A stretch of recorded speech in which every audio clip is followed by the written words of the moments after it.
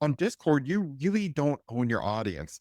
You don't have any of their email addresses. If one day Discord decides they don't like you don't get a say in it. You're just gone, and all your audience is cut off. Welcome to Scrappy Systems, a candid marketing showcase where we skip the fluff and get real about how solo founders, consultants, and creative misfits actually market themselves online. Every month, our host Cans and a special entrepreneur guest will unpack the messy, clever, and wildly human systems behind real business growth, so you can steal what works and leave the rest. Got questions?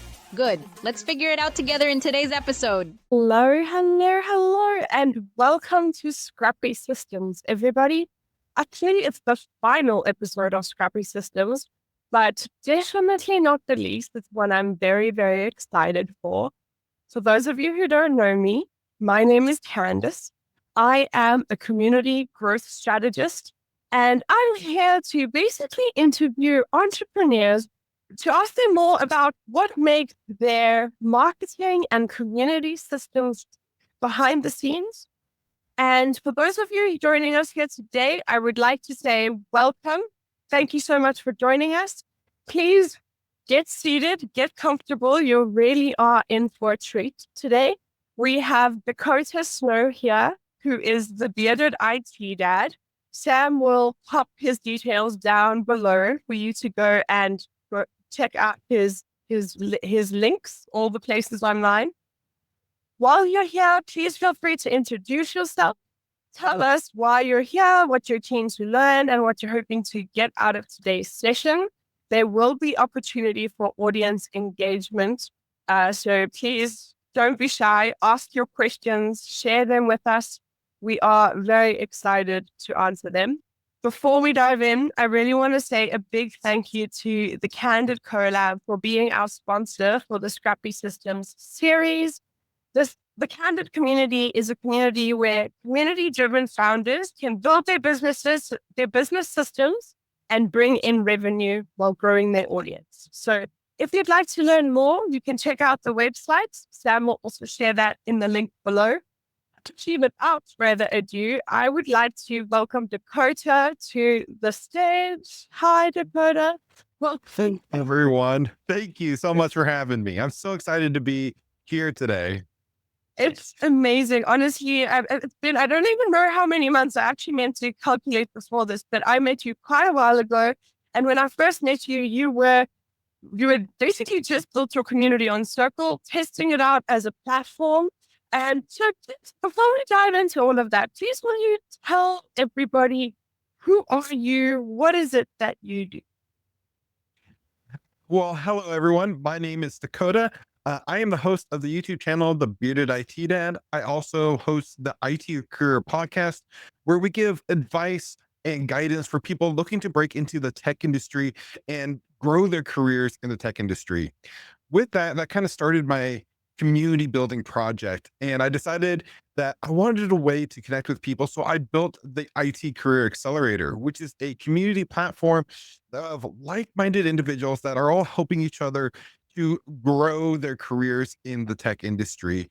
And as we'll get into, I started off on one platform, decided I really wanted more control over it. So I completely designed my own platform and host my own community now. And I've built Android apps, I'm building an iOS app, and many other things I have going on in the community. So that's a little bit about me in a nutshell. In a nutshell, I must say, I've been very impressed with the speed at which you are able to make progress. I've quite a lot of tech founders, and marketing is not necessarily, it's usually something they come to me for help with.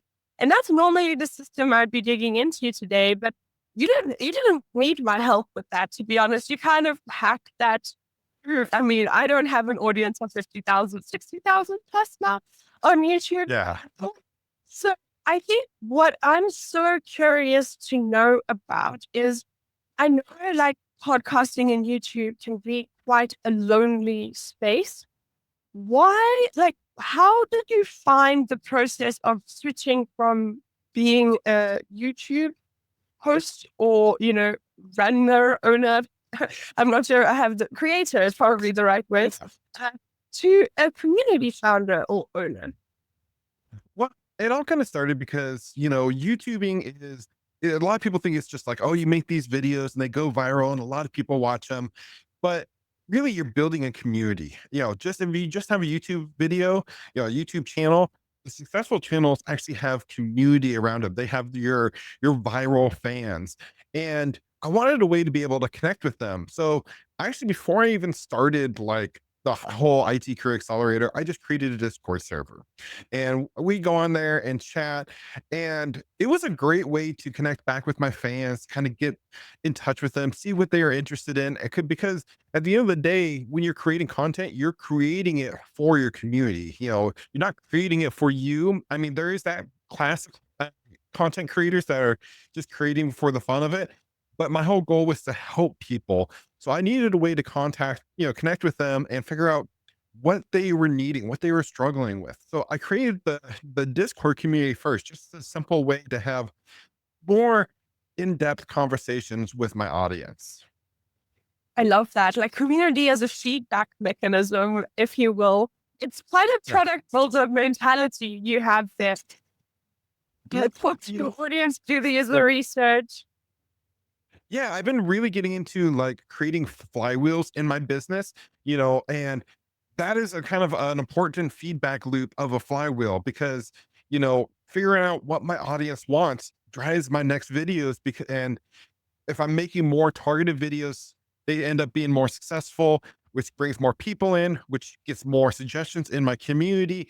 And it's just kind of, it's a perpetual motion there where I never run out of ideas of content to create because there's always something new coming in. It's so smart. Honestly, I first learned about flywheels from the HubSpot Academy, but I recently met this man called Mark Birch. He wrote a book called Community in a Box, and he started out as an AWS developer advocate.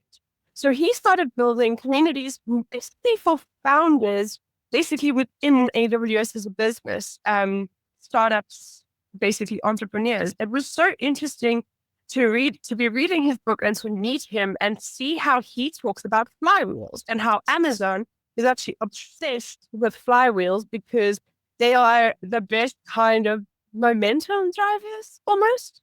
Absolutely. Yeah. 100%. That's really, really cool. I really love that. And so can you please tell me, like, okay, so you went from the Discord server. What made you decide to go further and decide, okay, actually Discord isn't enough. I need something more. That You know, one thing I kind of decided early on my YouTube journey is a lot of people get into YouTubers because they like the fame and the glam and all that.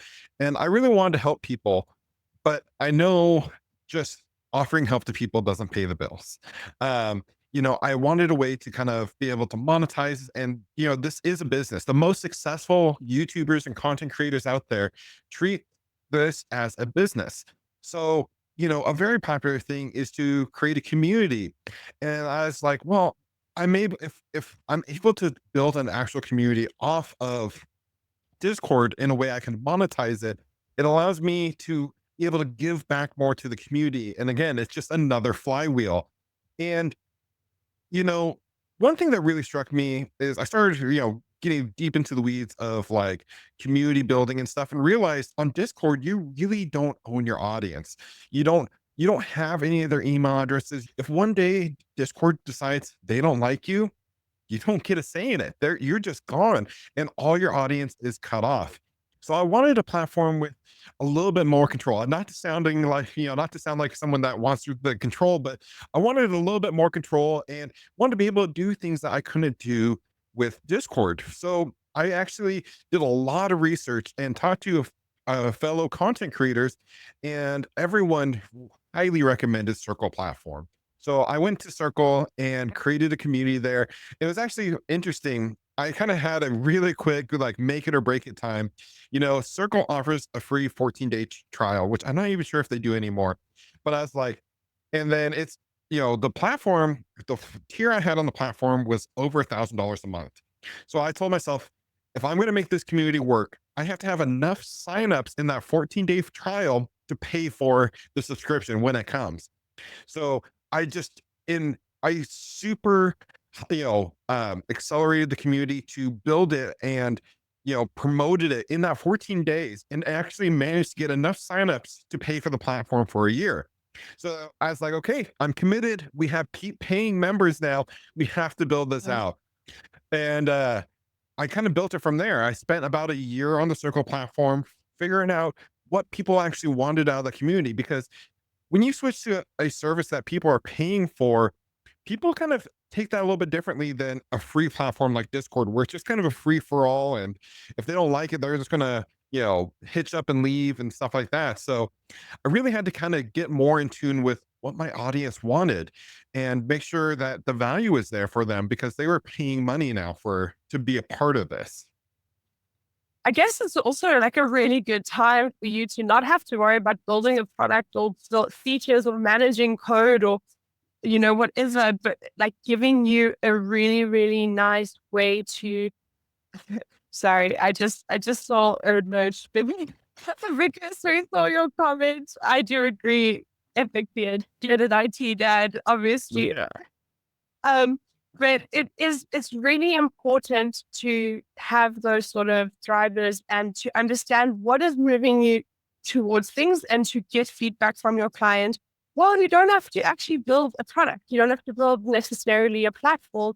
And you could, I guess, test Circle's platform and features and see what works for you, what works for your members, and what you necessarily needed, actually. Exactly. I really liked how turnkey Circle was. They did all the heavy lifting for me. I just put in, the different membership tiers, and they handled all the payments and everything and the user signups and everything. And I felt it was really nice and easy to use.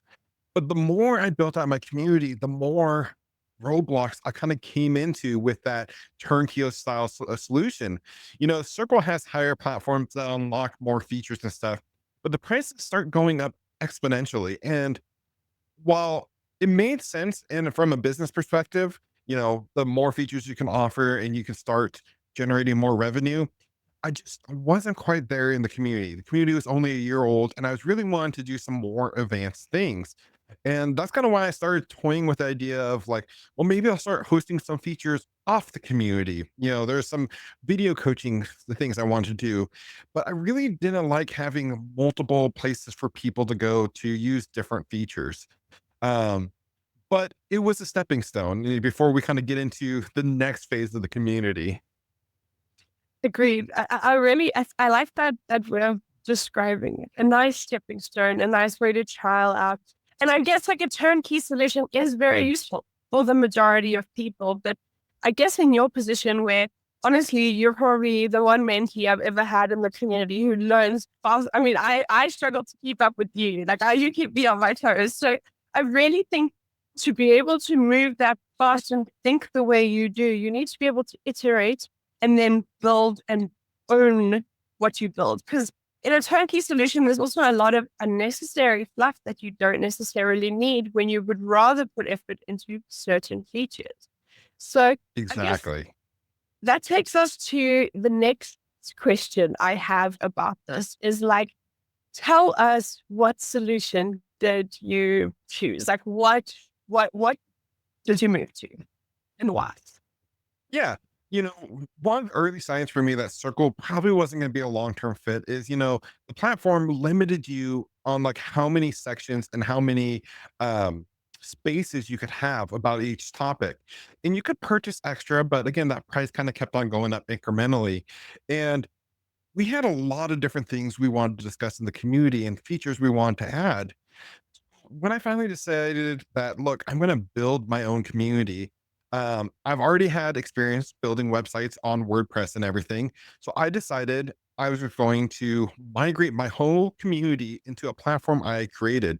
So I built a WordPress website, and then I found a couple different plugins to help enhance that. One of them was a plugin called Fluent Community, which was a pay once perpetual license option where I didn't have monthly fees. I could just pay $1 amount and have a community that looked very similar and functioned to what I had in Circle, but then I could completely customize every feature. Everything I could, the sky was the limit all of a sudden for me. I could design all these different use cases and features into my community because I owned it fully. Again, with Circle, while you do own your members and your users in the community, if Circle decided, hey, we don't like your community, or for whatever reason, Circle sold off and decided to shut their thing down, you kind of lose your community. I was kind of still in that boat where I felt like I didn't have true ownership of my members. So that was another driving factor where if I had my own white label platform that I built and controlled, no one can say, hey, you can't do this anymore. It was my own community. I have control over my members. If someone had a problem, they're not going to Circle, they're coming straight to me, and I'm able to help resolve that for them. If 1 month a member's not able to make a payment, I can work with them easier to take care of that. So I created a website. I used a plugin called Fluent Community. I started building out the community that way. And it was so cool because I was then able to add other features. And like one of the recent things I built, it was I was able to build my own WordPress plugin and do something that I really wanted to do for a long time called asynchronous video coaching, where people are able to actually record a video message and send it to me. And then instead of like a regular coaching call where you have to set a time up and hop on a Zoom meeting and everything, they send me a 3-minute video message. And then the next day or that evening, I can reply back with a video message. So it's very personalized. I couldn't find a platform out there that did that. So I decided to research on how to build a WordPress plugin and do that. And I built that. One thing that also became apparent really quick, and I know I'm diving into this really deep, but Circle had an app, a Circle branded app where people could connect to the community. And it was missing some features, but one thing people really missed when they switched to my community is I didn't have an app. They missed those push notifications. So another great thing I was able to do is we just released an Android app for the community so people can receive those push notifications. Again, building that flywheel in where they get notifications, they could pulled right back into the community and making it a habit for them to be involved and really growing a healthy community. Things like that would have cost a lot of money on someone else's platform, where creating my own Android app ended up only costing me about $170 total with all the fees I had to pay. And we're in the process of creating an iOS app. So that's kind of the high level overview. And I'm happy to dive into any of the features or ways I did things that you guys are interested in. I love that. And I want to encourage anyone watching, please share your questions with us in the chat as well. Like, we want to know technical, the better. I don't mind. I love learning out about this stuff. I do want to, in the meantime, though, point out that it seems like the really cool of this. It's about ownership, ownership of your capability. Like, it blew my mind when you showcased to me that asynchronous video coaching, because I had people come to me where we're like, we want to do mentorship. And I'm like, okay, cool. Well, we have to get Circle, but maybe another app for that part. And I mean, I love Circle, but it doesn't have mentorship functionality. And that is something that is very popular with the kind of communities I build. And so I now have to go outside of Circle and kind of Frankenstein a solution together, which already puts me back at this is very expensive because now I'm using 2 turnkey solutions, neither of which are meant to work together. And I need to fight to make them work together, which takes capacity and probably automation expenses, etc. Exactly. So I really, really love that you just like took the bull by the horns. And now I really want to know, because I think for some people, Circle, the operations, the automations, that can be quite a technical lift. It's quite a difficult lift. What would you say your technical requirements would be to learn how to build your own WordPress sort of plugin? A lot of the information is actually already out there. Um, I actually had no clue on how to build a WordPress plugin whatsoever when I started this. And took me about 3 weeks to not only figure out what I need to do, but actually build the plugin. And one thing I was able to lean on heavily is AI to help in this process.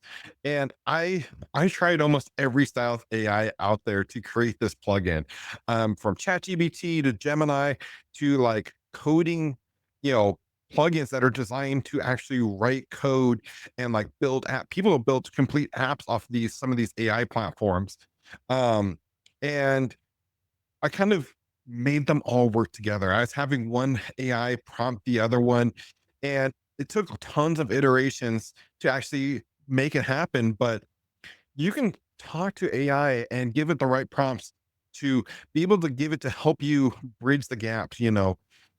When you're building an app like this and you don't have a clue what's going on, you're bound to hit roadblocks.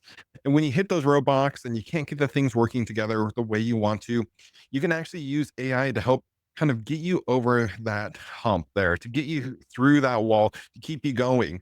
And one great thing, again, with building your own WordPress plugin to do is this is like an ever going project. This is just the first version of this plugin. There's going to be other versions that allow more customization to more control. One of the features I want to add is, right now I'm the only coach. I want to be able to add other coaches into my community to help, with the load of people sending in messages and stuff. Maybe I have one coach that focuses on this part of careers where the other one is like a resume writer, where I can switch between these different coaches. That's going to be another iteration in this plugin that, again, you have control of because you built it yourself.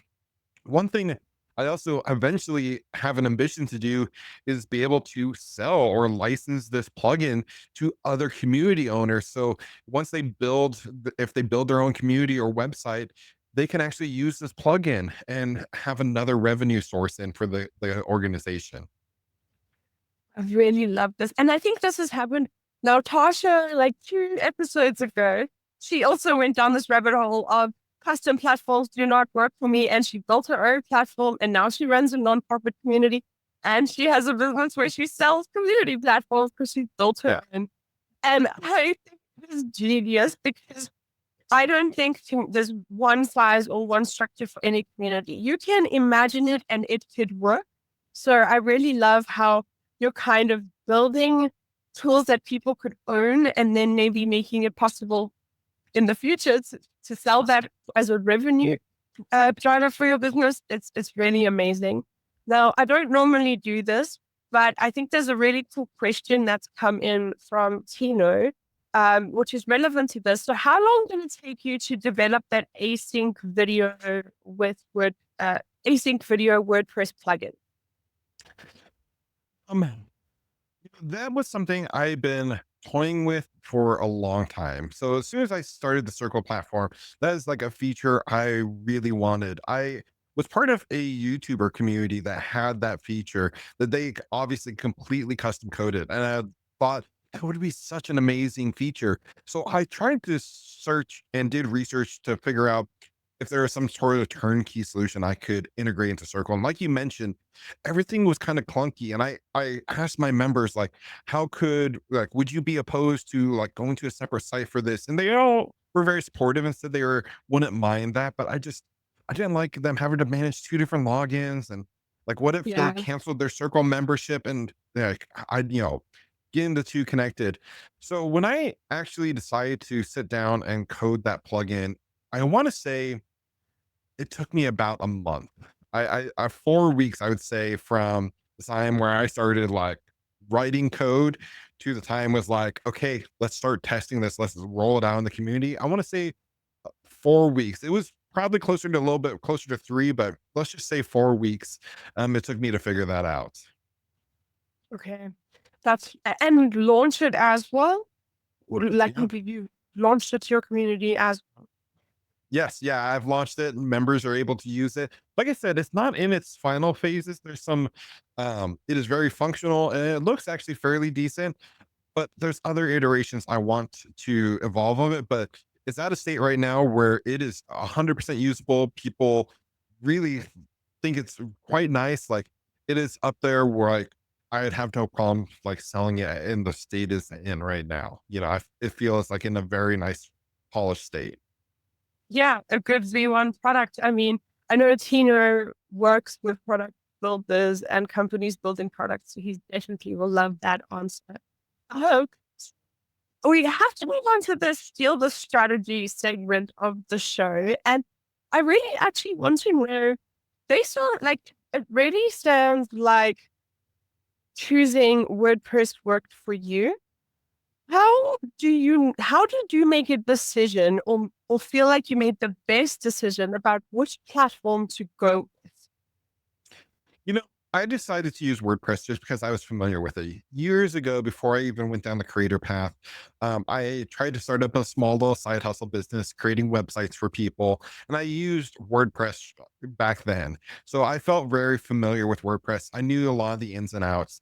So for me, it was the most logical choice because there's tons of resources and free plugins out there to do a lot of the customization that you need to. And I just knew like the SEO factor of WordPress was already amazing. So it was a simple, easy platform I could build off of. I already had my YouTube channels built on WordPress.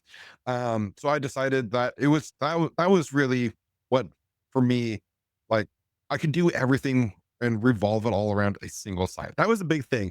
I didn't want to send people to other sites. I wanted it all to be an inclusive experience on a single, website. So for me, just WordPress was an easy choice. So ownership and a unified experience. So ownership over that unified experience. I think Yeah, that makes a lot of sense, especially if you keep building those flywheels and those habit loops that bring people back and keep them just engaged and actually like using the community, because otherwise it really is difficult to get them coming back. So uh, exactly. I really think the one thing though, if there's one thing that you could tell anybody who is trying to now go and after this go and learn how to build WordPress plugins, what is one thing that they could do in one day or one session that could take them from A to C pretty quickly? There is tons of community support for WordPress. There's tons of YouTube videos. I'm very much a self-taught person if it hasn't come out already. I just to break into the tech industry, I taught everything I might need to know myself. YouTube was a huge proponent of that, where I just would watch tutorials. Um, it doesn't take much just to start a simple WordPress site. There's services you could pay, a small fee and they'll set up all the technical stuff for you. So you could just build a basic site and get started. And that was be my first advice to people who really don't have a lot of experience with WordPress or just building websites in general is just get started, start tinkering with it, have like a practice site. Maybe it's not your domain that you're publishing out to the world, but just something you can start practicing and learning with. And when you get hit those walls where you can't figure out how to make the website do what you need to do, go to Google, go to YouTube, and more importantly, go to your AI of choice, your favorite AI platform. I found a lot with the website design development. Actually, Gemini has been the one I go to just because it seems to have a little bit better understanding to help with those tasks. A lot of people would think like Claude or something, but I've had a lot more success with Gemini. But when it comes to like the content writing, I use like ChatGPT because it seems to write it and help me in a more human sounding tone. So, but just get started with the basics and start tinkering around and learning. I really love that. And I kind of like that you started talking about tools because that's something I always love getting to and nerding out about, to be honest. And so we've mentioned a lot of tools. And so if we take those tools that you've mentioned, which obviously are really awesome tools and have made you get very far, but are there any tools that have really or are core to your business that people might not actually expect? You know, so when I created my like the WordPress plugin, I leaned heavy and into Gemini. I already have a Google Workspace account, so Gemini is free for me, and I really hadn't used it much before I kind of set out on building my own community. One thing I learned is how many tokens an AI can process. There comes a point where you start prompting an AI in a conversation where I think we've all seen it. The AI kind of gets a little dumb. Like they kind of start giving you some hallucinations and Yeah. You ask it to do Using something rule and then it of gets stuck. Yeah, it gets stuck in a loop. And that's yeah. something I started hitting with ChatGPT is like it would give me some amazing answers in the beginning. The more questions I asked, it kind of felt like the stupider it was getting, like just this, like an easy way for everyone to understand. And I found out that Gemini, ChatGPT only gives you like 200,000 tokens, and there's a whole side of that I won't even get into. But then I found out that Gemini offers 1 million tokens, so it can keep a lot more of a memory of your past conversations. Because once it hits that limit, it starts kind of forgetting things to make room for the new conversations. So I realized it could handle a lot more complex tasks than most of the other LLMs out there. So that's why I kind of started leaning into Gemini for these bigger projects and was able to use it to also research. One thing I ran into recently is, when you design your own platforms, you have to handle the payments and everything. And there's a way the Circle community did it where I really enjoyed it, where, you could offer a discount for like 50% off the first 6 months. And I realized the platform I was using to process payments didn't allow that. So I was trying to figure out ways around it. I was able to leverage Gemini to help me research because one thing you'll find out with WordPress is there's hundreds, thousands of different plugins out there, and there's tons of different ways to do a task. But doing research on all those plugins can take immense amount of time. So having an AI to help streamline that process is huge into speeding up. Something that would have taken in the past like a team of researchers to do, months to do, I'm able to do in a matter of hours. Because while I have this whole business and community and everything, I also work a full-time job and have a family as well. So, I go to work my 8 to 5, and then I come home and sit in front of the computer and I'm working on developing these different features in the community. So I lean into AI heavily because that is a huge resource. I honestly, as soon as you said it, like can have like 1 million tokens, I'm like, I'm there. I think the biggest frustration with AI is it not being able to keep the thread, especially because I copy paste quite a lot of things and often to do specific things with a lot of content. So that's actually really, really interesting. Yeah. What that do you use gems a lot with Gemini at all? No, I haven't yet. I haven't got that far. Interesting. Okay, I'm curious because I had someone who apparently says that like custom GPTs, like the equivalent of that in Gemini is gems. So I've never tried it, but it's on my to-do list.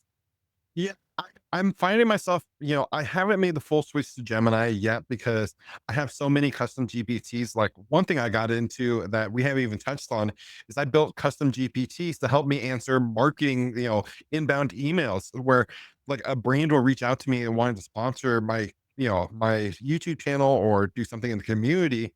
And I'm able to take that email and put it into my custom GPT. And I've trained it on how to negotiate these brand deals and like been able to 10x my revenue just from that, knowing the proper negotiation skills. So I'm still in the process of migrating all that stuff over from, ChatGPT to Gemini, but it is really a useful tool. So many people get kind of scared of AI when you start mentioning AI, but it is a wonderful resource if you learn how to leverage it properly. And how to be safe with it, as with anything, right? You have to be Absolutely. responsible. And I think a lot of fear mongering comes from lack of knowledge and lack of educating yourself. So I do think understanding AI and that it's just currently at least a prediction machine and it can predict great, outcomes pretty much. That makes it super useful and can exponentially increase what you can output essentially. I mean, I do think, I don't know how you do it. You do this full-time job plus a YouTube channel plus a community. Honestly, Dakota, I get tired just trying to like hear about your day. It's a lot of fun though. I really enjoy it. That's another key I think to the success is, you really have to have a passion for this. Uh, I think I've always had that kind of entrepreneurial spirit, and that's what keeps me going.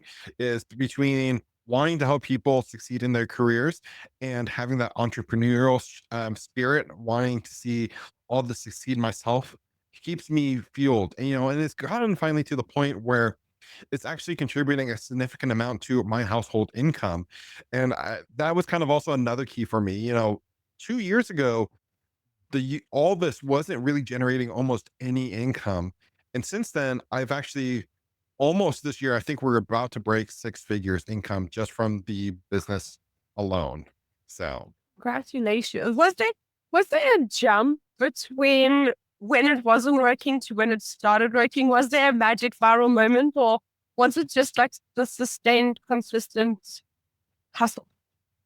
th- yes, it was both, I want to say, because, I started as, I want to say I started as a YouTuber because I solely focused on creating YouTube content. And I did that for like 4 or 5 years. And then I had a video finally kind of grab some traction. And it's kind of one of those things, a rising tide raises all ships. Other videos started popping off, people wanted to be involved in the community. So it kind of turned into this snowball effect. And, as people started getting more involved, I started getting more new viewers to the channel. Um, but it's not just something that's going to happen overnight. You have to put in the hours. You have to make those crappy videos. You have to make those mistakes in the community that people don't like, and you learn from those. Fail fast, learn faster, or whatever the saying is. That's kind of something I have adopted. With developing my own Android app. That was one thing. The platform I picked that, the Fluent Community, which is what is the plugin for WordPress that my community section is built off of. They're in the process of developing their own app, and it's been in development for years.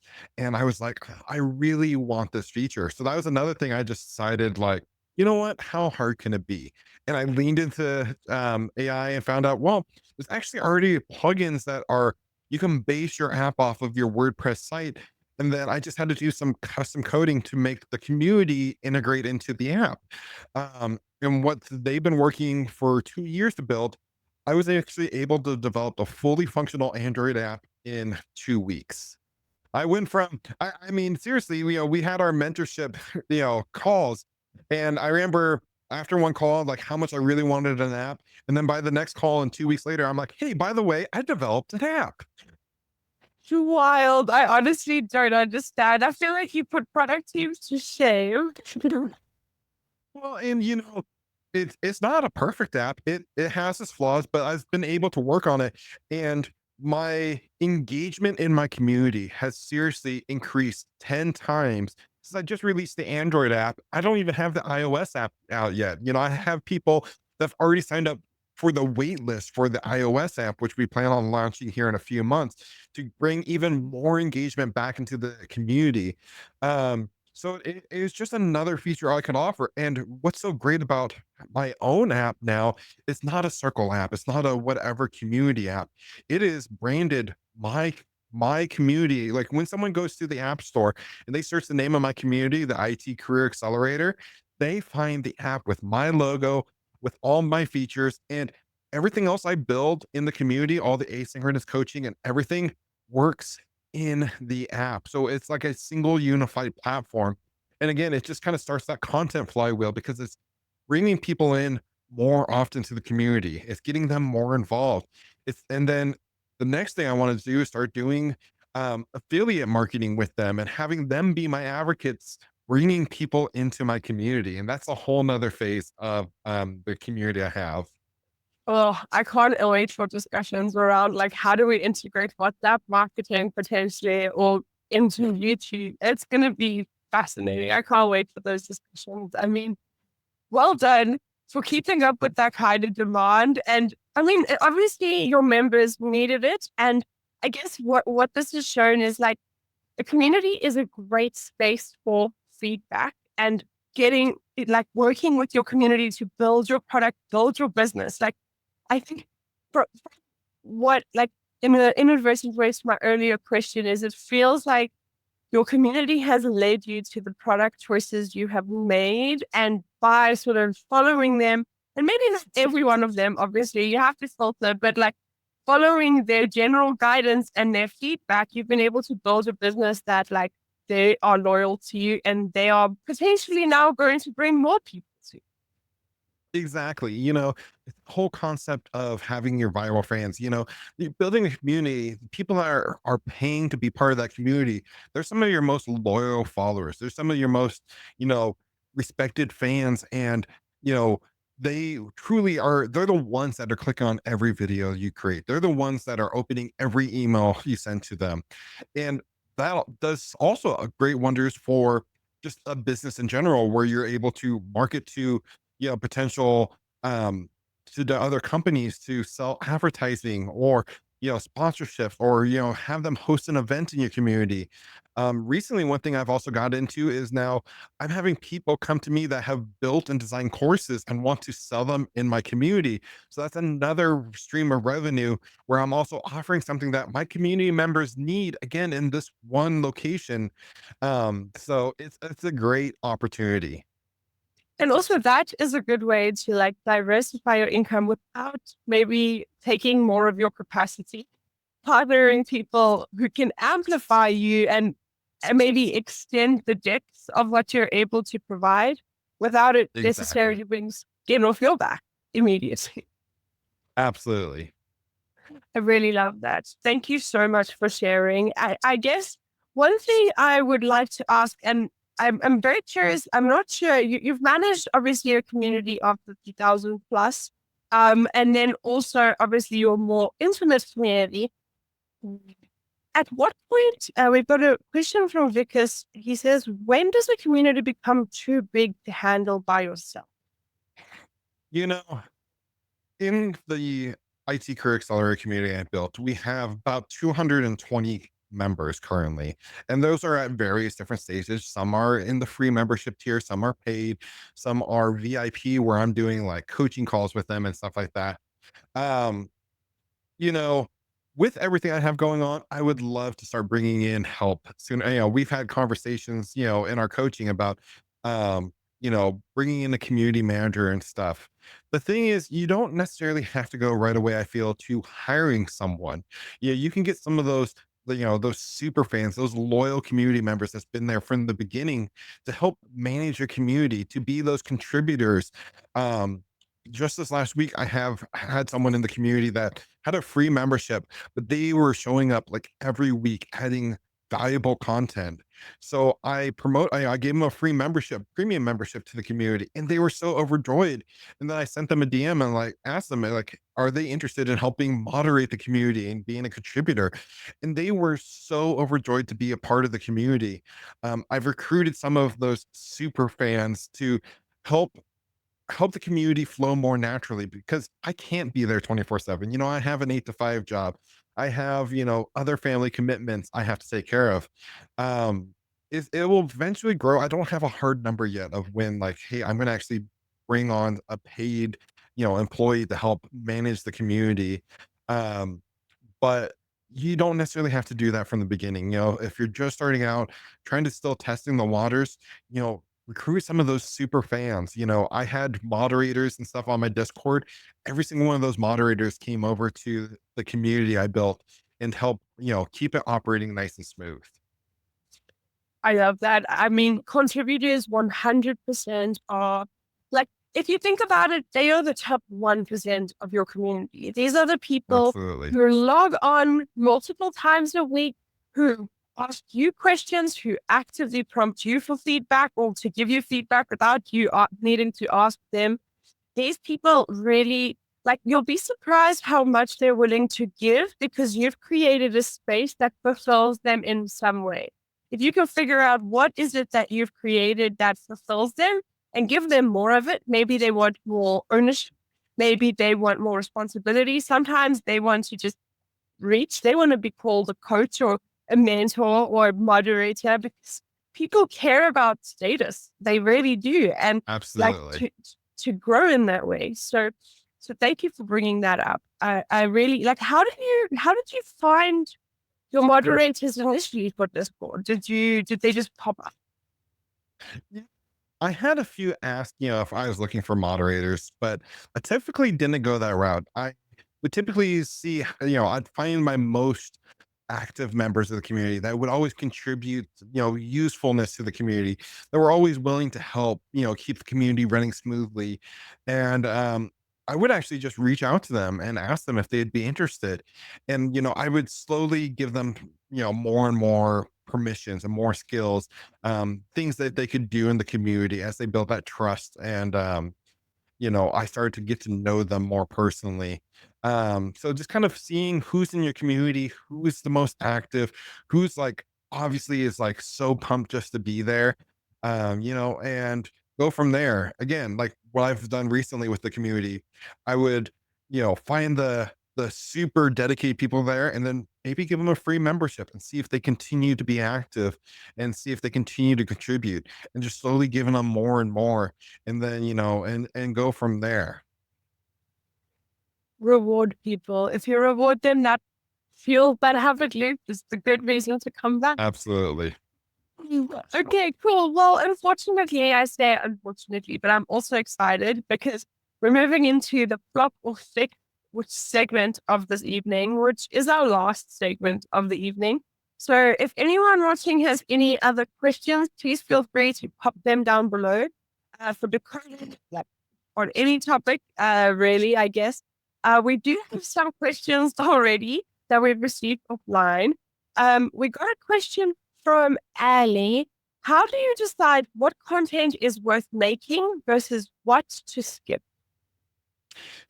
That's a great thing I found out when I built my community, is I could just straight up ask my community, "Hey, are you guys interested in this?" They kind of became my focus group, my testers. I would make a post on, another great way to do this if you don't have a community is using social media. I would make a post on Twitter about a topic that I was like, I'm kind of thinking about creating a video on this. And I wouldn't say that, but I'd create a little post about it and watch the amount of engagement. If a lot of people are engaging with that post and commenting, I knew there was a lot of interest in that and I need to create a video.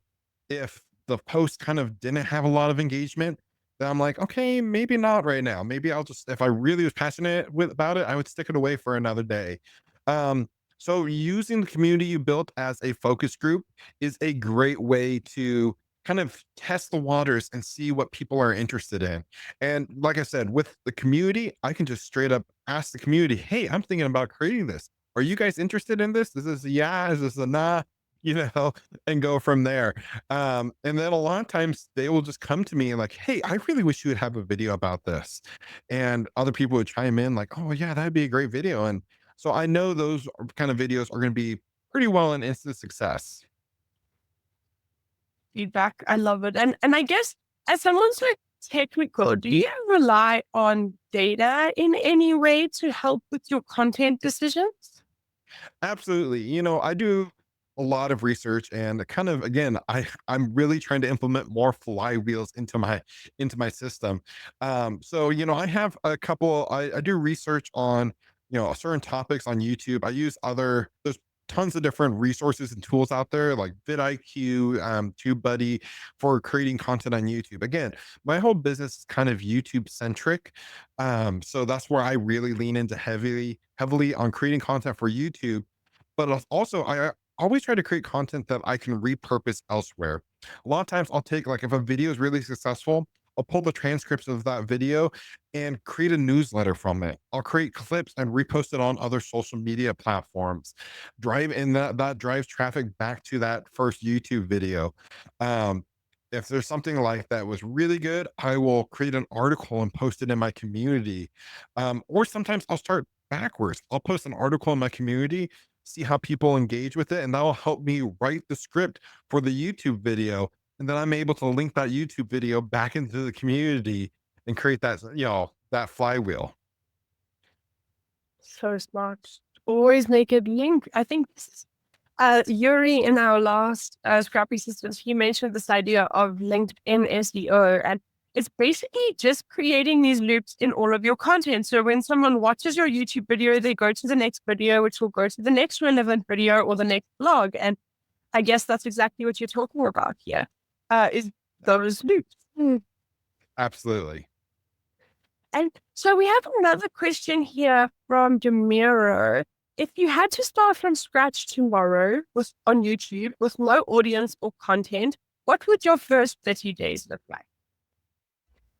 My first 30 days would I would try to make as much content as possible and create a content library. A lot of people just kind of post one or two videos in those first 30 days. I don't even think I would publish my channel to the public before I had at least 5 videos for people to look at.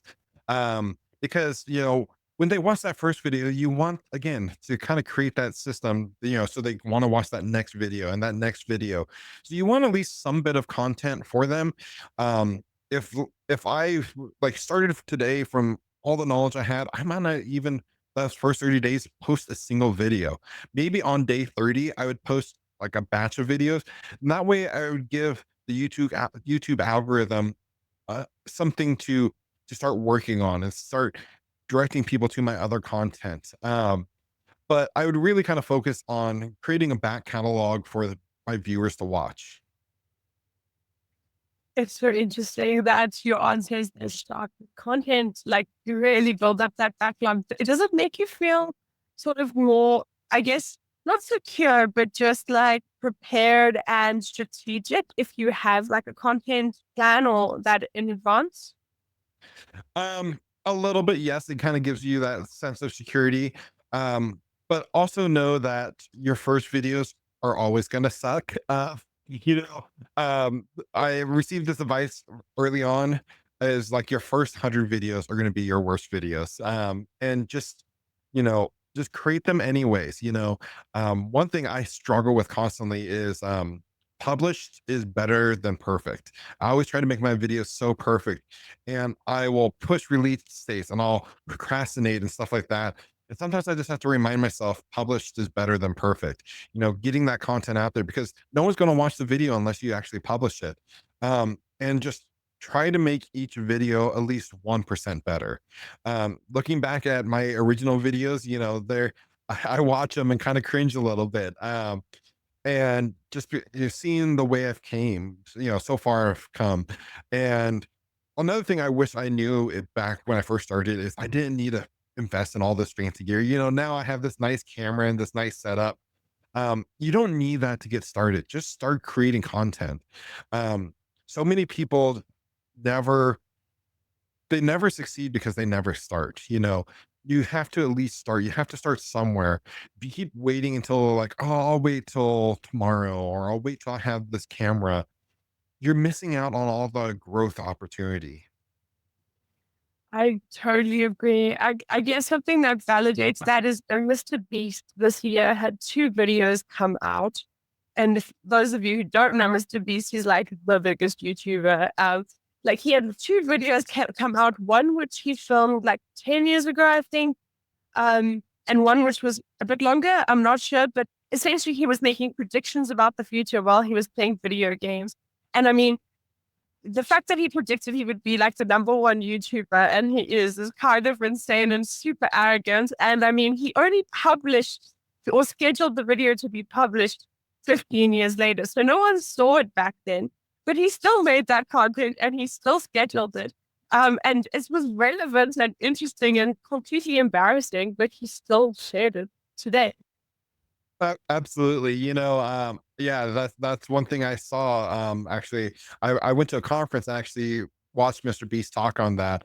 And you know, it you just gotta start somewhere, don't be afraid, just know that it's gonna suck in the beginning and it's definitely a labor of love and you gotta not never give up because you never know when your next video is gonna be the one that might actually take off. That was it for me is one day I remember I was actually out camping with my family and I kept on getting these notifications from YouTube, people commenting on my video.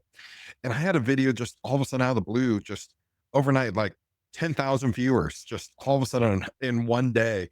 That video has gone on now and has, almost 500,000 views on it. And it was that one video that kind of launched everything and, started the channel growing. And then I started getting sponsorships. And like, as we sit right here in right before October. I'm booked all the way out till January for sponsorships on my YouTube channel. So just never giving up is the biggest advice I have for everyone. I love that. Thank you so much. Actually, I was going to ask you, how do you keep showing up when growth feels slow? But I think that's exactly, is that it? Yeah, no, 100%. During the summer months, YouTube kind of goes in waves. And for every different niche, it kind of is different. Right now, in the end of the year, marketers are trying to spend that end of year budget. And it's also my busiest time. Most people are most engaged at the end of the year.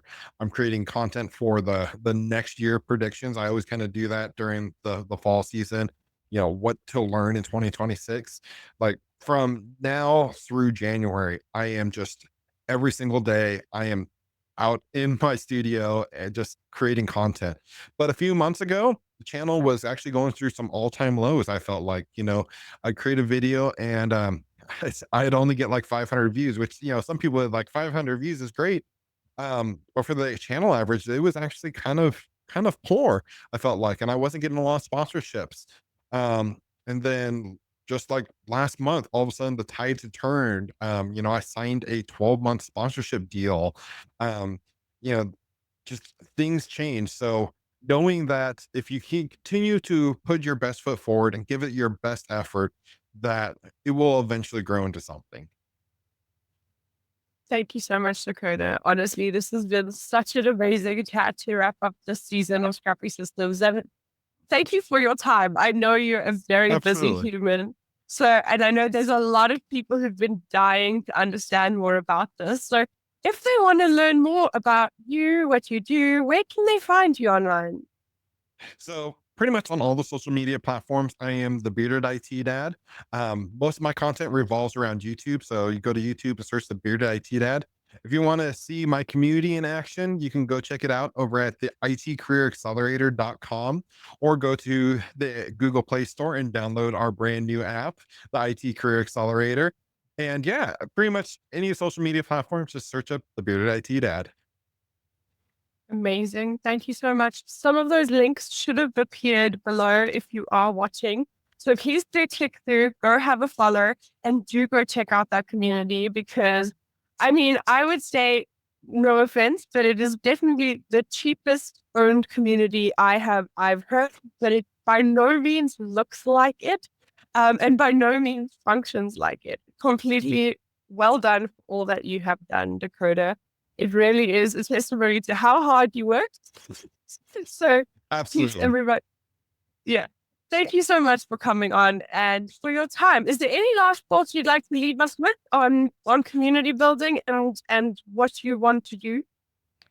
You know, my biggest advice for anyone who is interested in doing what I've done, and building your own community platform, going out and kind of doing something that's off the beaten path is just to kind of try to set your mind to it.